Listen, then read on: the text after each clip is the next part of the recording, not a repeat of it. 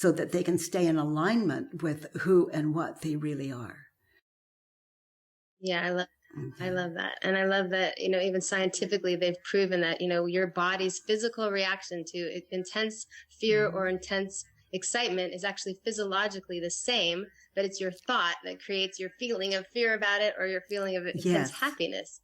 So it's this proof that the work works. Mind is cause. It is original cause. Mind is cause and life is the effect. And life on emotions are life, just like on everything else.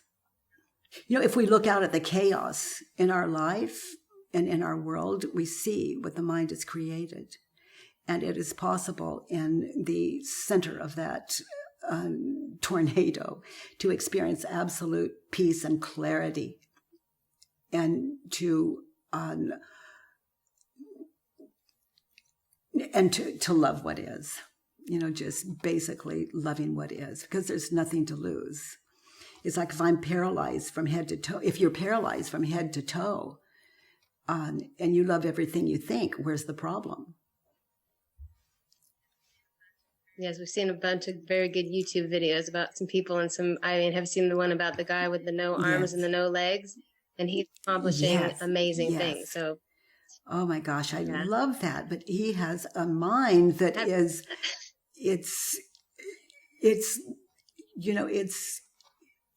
he's loving what is. He's accepting himself and he's unlimited.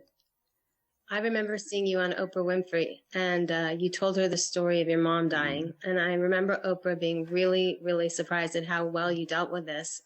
Some readers asked how to deal with similar stories, like Linda, who lost her son. He was her best friend. Wow. And I'm afraid she's found herself in a really dark place. What advice do you have? Linda, honey, just, do the Judge Your Neighbor worksheets. That's what I suggest. And they're online at thework.com, and they're free, and you don't have to sign up for anything. Just download one of those and then do a worksheet on God. Do a worksheet on your son.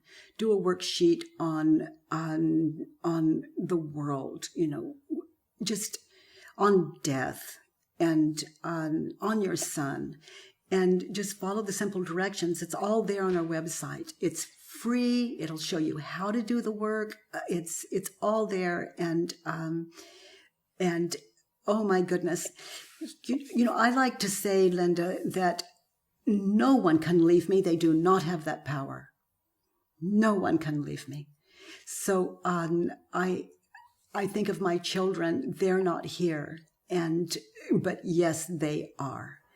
And so I just invite you to the work, and just to follow those simple directions. And everything you need to heal you is inside of you. And as you answer the questions, that medicine begins to heal you at a rate you would not believe possible, because that wisdom, that intelligence, that love, that heart within you is just screaming to get out. And each time you ask yourself these questions, there's only 4. Each time you ask yourself these questions, that heart is released through images and higher ways of thinking that will make more sense to you than what you're suffering. I have actually heard you working with people who have suffered really terrible, devastating experiences, but I know some people would find it very hard to believe that someone who suffered something like molestation as a child for years could easily overcome this with the work, asking 4 questions. And Susan asked how. Well, I don't know about easily overcoming it, but some of us have held that pain for a long, long time. So we're invested. It's a part of our identity. And the work does away with those identities. And so it can be really scary. It's like, if I am not the person who was so brutally wounded and abused, who am I? It's like, if I answer these questions, what identity am I going to be on the other side? I can't forgive that. If I answer these questions, it's like it lets them off the hook, and it can be really scary. But I assure you, if freedom is your goal, you can work through this. And if your mind is really open to these questions and you've done a Judge Your Neighbor worksheet on this person that raped you, molested you, abused you, you can do this. Anyone open to these questions can do it. They can set themselves free. And I invite you again, not to believe me, but to test it for yourself. And Allison wrote in, and I loved her question. She says, Katie, you are such a role model, teacher, and inspiration, and I'm awed by how you cut through to the core of people's issues. But something I've never heard you refer to is meditation.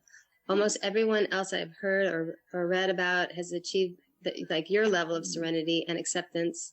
And in their practice, they give meditation credit. You seem to walk through life on another level than most of us. Does it involve a meditative practice, or are you able to function on a consciously active yet meditative state simultaneously without that formal effort? And that's what's going on. The work is meditation. You know, if I have, let's say I'm working with the concept, he doesn't care about me. And then I looked at that first question, he doesn't care about me. Is it true? I meditate on, is it true? He doesn't care about me. I meditate on it.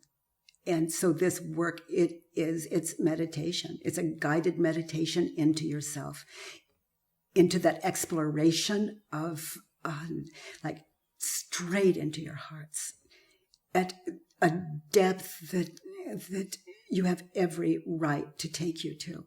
And it can be a little scary sometimes, but anything, any thought that is frightening you, write it down and then come back to that meditation. He doesn't care about you. Is it true?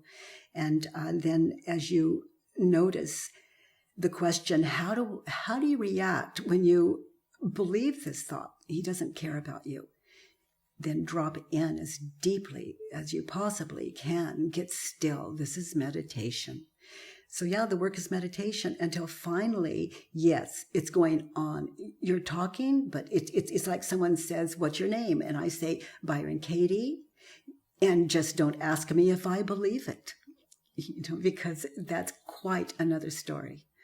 It's I am unceasing, uninterrupted meditation, and it's the mind at home in itself, and anything emotionally that would move it from its own heart. It's so exciting. It's like, oh my goodness, there's one, to work with.